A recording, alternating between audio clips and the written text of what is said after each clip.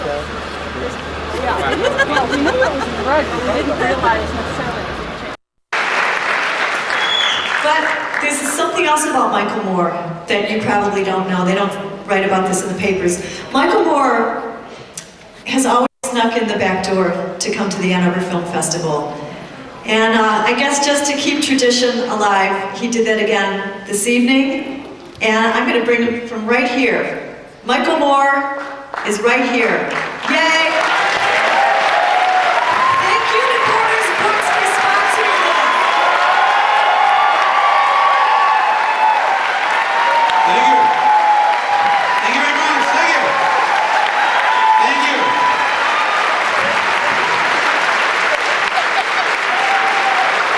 Thank you very much. That's very kind of you.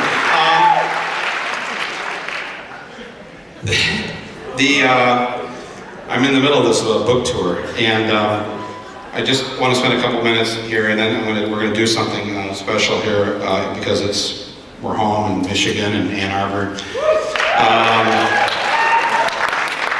This was a book that wasn't supposed to come out a few months ago. I was told after September 11th, after they printed 50,000 copies of it, that it was not in keeping with the tenor of our times. The political climate had changed. It was United We Stand, 90% approval ratings. Oh yes, obviously you don't own publishing houses.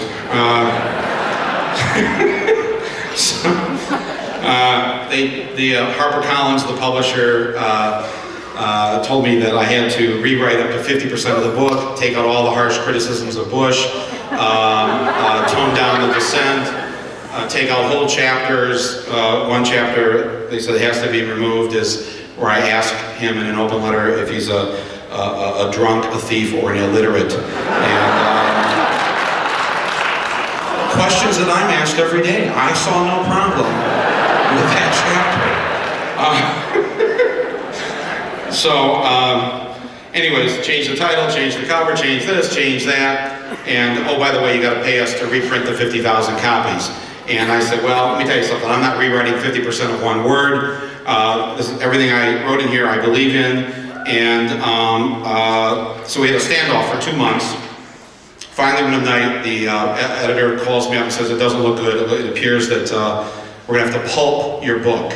All 50,000 copies, and the book is not going to come out. We hold the contract to it. You can't take it elsewhere. That's it. Your book's dead.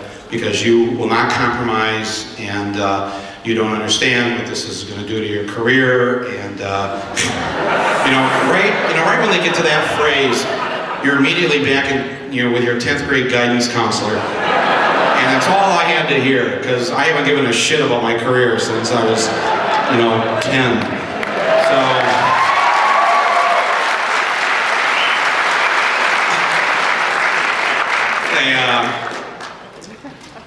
But to tell the truth, I mean, I was completely depressed to hear that they were going to pulp my book.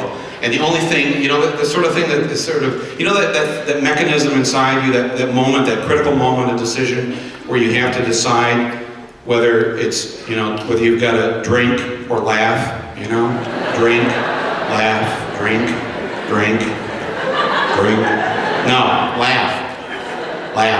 So, I thought to myself, well, look at the silver lining in the cloud here, Mike. They're going to pulp the book. This shows how far we've all come, how we on our side of the political fence, how we've advanced the agenda, that now even the oppressors think of recycling, when they're denying you your freedom of speech. Next day I go out and I speak at this public citizen thing in New Jersey. There's 100 people there. I tell them what happened. I said, I don't think anybody's going to get to read this book. I'd like to read you a chapter of it. There's a librarian in the audience, somebody I didn't know. She, yeah, see? These librarians, folks. This woman goes home and she gets in a bunch of librarian chat rooms on the internet. And it was, did you know that they were meeting in chat rooms on the internet? Anyways, they started writing this letter, and they sent it out to all the librarians on all these listservs to librarians all over the country about how HarperCollins was going to ban this book. And I mean, HarperCollins just got deluged with all this angry mail and just, it's like, I realized, piss off. I mean, they've had their budgets cut, they're not paid shit, you know, they're scotch taping 30-year-old books together, you know, I mean, they're on the ass end of everything, the librarians, right, in our libraries. So, you know, this was like, they're like, you know, when they're like all quiet and mousy in there, you know, shh, you know, it's not, they don't want you to be quiet. They're sitting there trying to plot the revolution, you know, they're a little terrorist group, you know. So I get a call on Monday morning from HarperCollins, and the publisher goes, "What did you tell the librarians?" I said, "I don't know any librarians. What are you talking about?" "You told the librarians something." I said, honest to God, I've been very quiet about this. I've been trying to work with you guys to convince you to put this book out. You know, we're getting hate mail from librarians. You know? Well, 3 days later, they changed their minds, and they decided to put the book out uncensored, unchanged, just as I wrote it.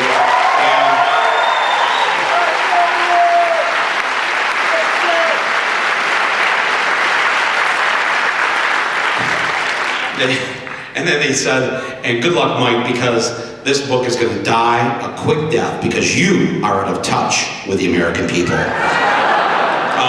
Within 24 hours of being released, 3 weeks ago today, the book went to #1 on the Amazon.com bestseller list. It remains there. It's #1 on the independent bookstores bestseller list. It's #1 on the UPI list, #1 in San Francisco, the New York Post. It debuted at #3 this past Sunday in the New York Times.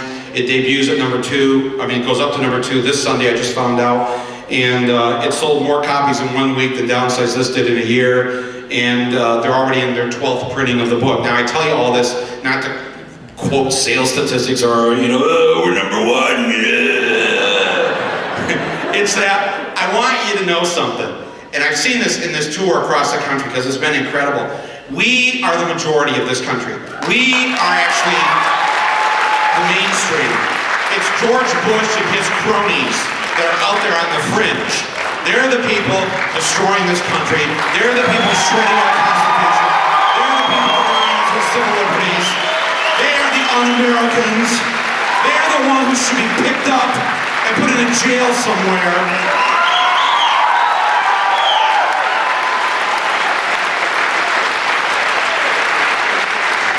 You've got your fellow citizens here in Ann Arbor, one man in particular I'm sure you know about, who's just picked up and taken away. You know, where are all these people? Who are they? How many are there? This is absolutely disgusting. It's outrageous. It's not what this country's about, and we have to speak up and speak up forcefully. You cannot be intimidated by saying, "Oh, it's, you know, united we stand, united we stand." Yeah, united we stand against George W. Bush. That's what united we stand means.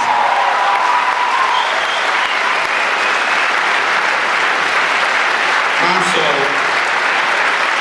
our time is limited here, but I would like to ask you, just briefly, to join with me, and I've asked people across the country as I've been on this tour to do this, call up the White House. 202-456-1414 is the number. And you have 5 questions that you'd like to ask George W. Bush. These are the questions. Number 1, why did you allow, over the objections of the FBI, a Saudi jet to fly around America in the days after September 11th, when all other planes were grounded, to pick up 20 or so relatives of Osama bin Laden and then let them leave the country without any interrogation by the FBI? November 12th, New Yorker, look it up. Number 2, considering that money from the bin Laden family funded your first oil venture, W, called Arbusto, and your father refused to break off his longtime business ties to the bin Ladens until more than 7 weeks after September 11th with his group, his company, the Carlyle Group. What exactly are the financial connections between the Bush and bin Laden families, and what influence has this bin Laden money been able to buy, and how much of this money has flowed directly or indirectly to Osama bin Laden and his network? That's the question I want answered. Number 3, why did you give the Taliban $43 million of our tax money in May of 2001? Look it up, LA Times, May 22nd, 2001. And what are your past connections to the Taliban, Mr. Bush? Beginning in the mid-90s, when, according to the BBC, when you were governor of Texas, you and a number of oil company executives brought Taliban leaders to Houston to plant a Unocal pipeline through Afghanistan. A pipeline to be built in part by Halliburton, Mr. Dick Cheney. And leading up to your present efforts to invade and control Afghanistan, and now you install the former Unocal executive as that country's interim leader, and you appoint a Unocal employee as our new ambassador. Can you please tell me what this pipeline deal has to do with the 3,000 dead where I live in New York City? Number 4, please provide the names of the individuals or firms who dumped their millions of shares of American Airlines and United Airlines stock in the week leading up to September 11th, and please give us the names of those who benefited from the rise in military contracts since September 11th. Your good friend, Mr. Pitt, a former Arthur Anderson lawyer that you appointed to oversee the Securities and Exchange Commission, probably can give you that information. Number 5, when are you going to resign?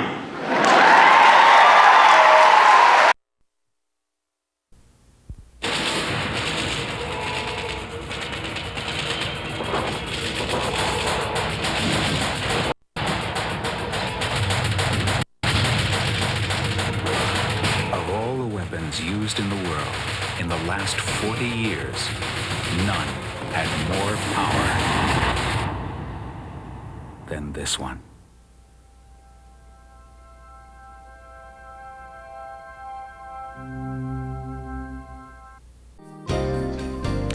Hi, I'm Douglas Campbell for In the Green. The very first duty of every citizen turning 18 is to become a registered voter. When you first become a voter, you'll probably be asked which political party you wish to join. Many voters don't want to do this.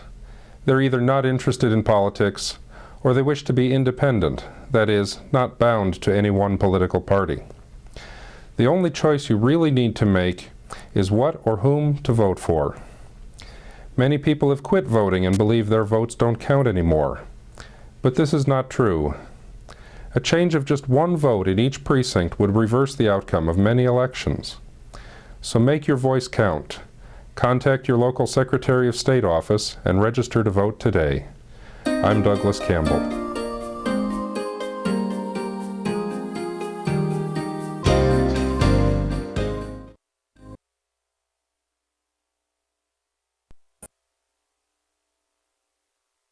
Right?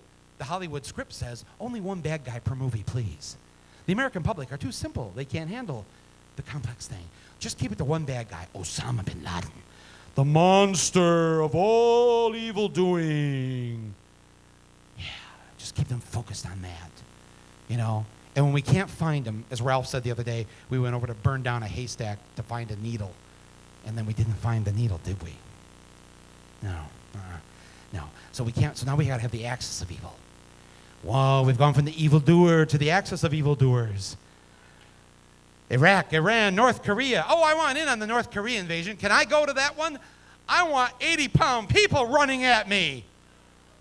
A country facing mass starvation. That's who's threatening me here in Detroit tonight. Yes, sirree. I mean, come on. Are we stupid? We are no, we're not. We're not stupid. We know that's bullshit. We all read 1984 in high school, didn't we? Come on. Animal Farm, Brave New World, 1984. We all read it, didn't we? What did Orwell say? You need the permanent war. The permanent war. Because only the permanent war will work. You need the people believing that the evil and the threat is out there nonstop, 24 hours a day, and it will never end. Because if you get the people believing that, they will give up so many of their rights just to survive. Man, you've got them like putty in your hands at that point if you can have the permanent war, the war on terrorism, America's new war. They're everywhere. They're everywhere. They could be lighting their shoes on fire right now. In fact, I remember it was at St. Andrews Hall in 1982. I believe the Clash were playing.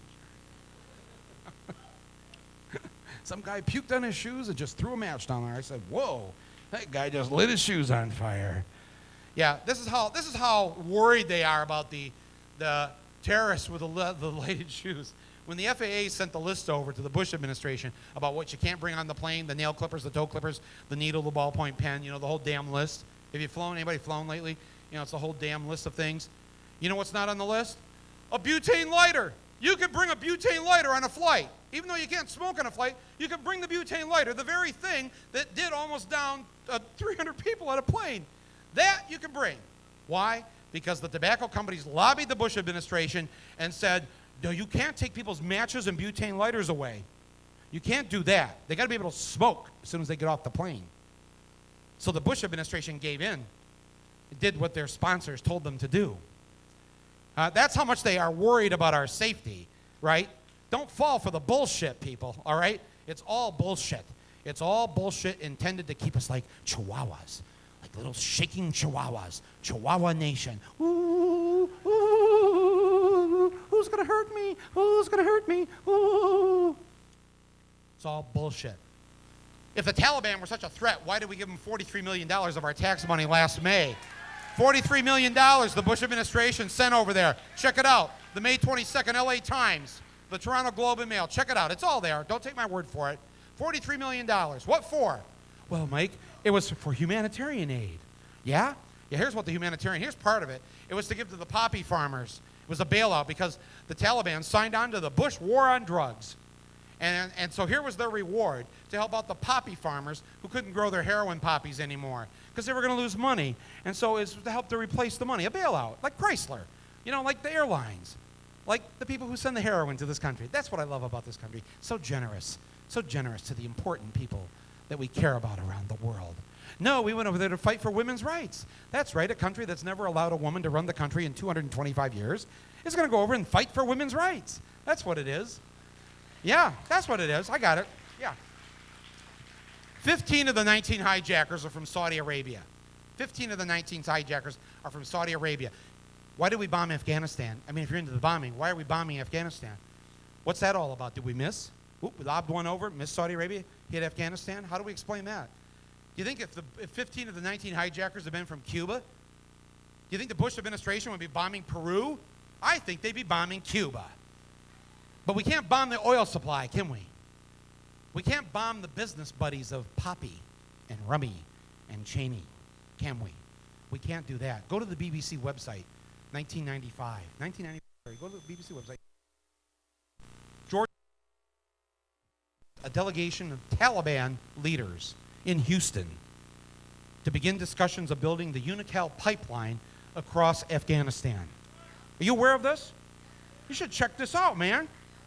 They held meetings all through the late 90s about building this pipeline. 40% of the natural gas on this planet is in Central Asia. It was to bring that out through Afghanistan, into Pakistan, and out to the sea. That was the plan. But something went wrong. Something went south on the deal. You know who was going to build the pipeline or help build the pipeline? Halliburton. Who was the chairman of Halliburton at that time? Dick Cheney. That's right. Why did 3,000 Americans die on that day? That's what I want to know. What did they die for? Who got caught in the middle of the bin Ladens and the Bushes, the Taliban and the Unocal? What's really going on? Here we go.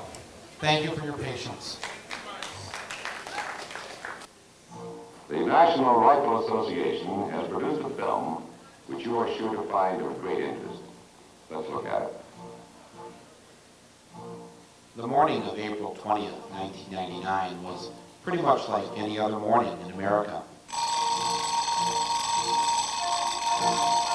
The farmer did his chores. The milkman made his deliveries.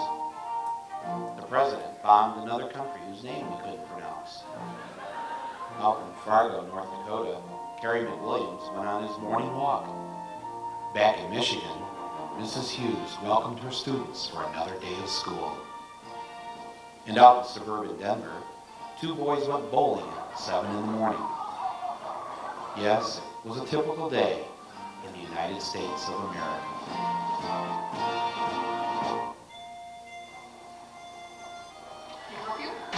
Yeah, I'm here to open up an account. Okay, what type of account? I want the account where I can get the free gun. Okay. I had spotted an ad in the local paper that said if you opened a CD account at North Country Bank, the bank would give you a gun. You do a CD and we'll hand you a gun. We have a whole brochure here that you can look at. Mm-hmm. All right. Do the background check and everything. Right, Get right. yours to go. Okay. All right, well, that's the account I'd like to open. We have a vault, which at all times we keep at least 500 firearms 500 of these you have in your vault. in our vault. Wow. We have to do a background check At the bank here? Or? at the bank, which we are a licensed firearm dealer. Oh, you are?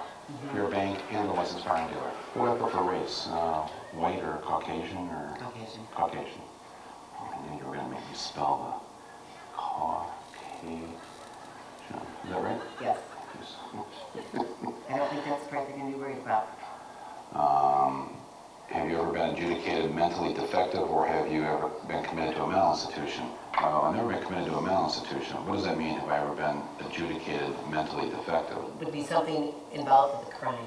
Oh, with a crime. Oh, okay. So if I'm just normally mentally defective, Yeah. but not criminal. Exactly. There you go, Mike. Okay, thank you very much. Wow. I have one personally. That's a nice extension. It is, and it's Yes. a straight shooter. It's a straight shooter every time. Wow. Sweet. Well, here's my first question. Do you think it's a little dangerous handing out guns at a bank?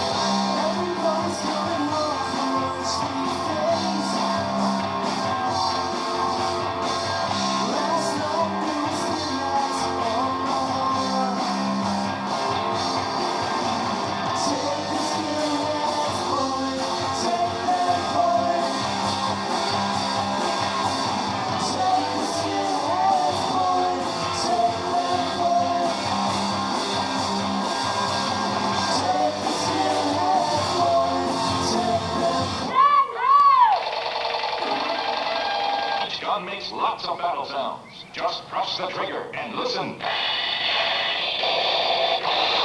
sounds like a gun battle over there. Is it real?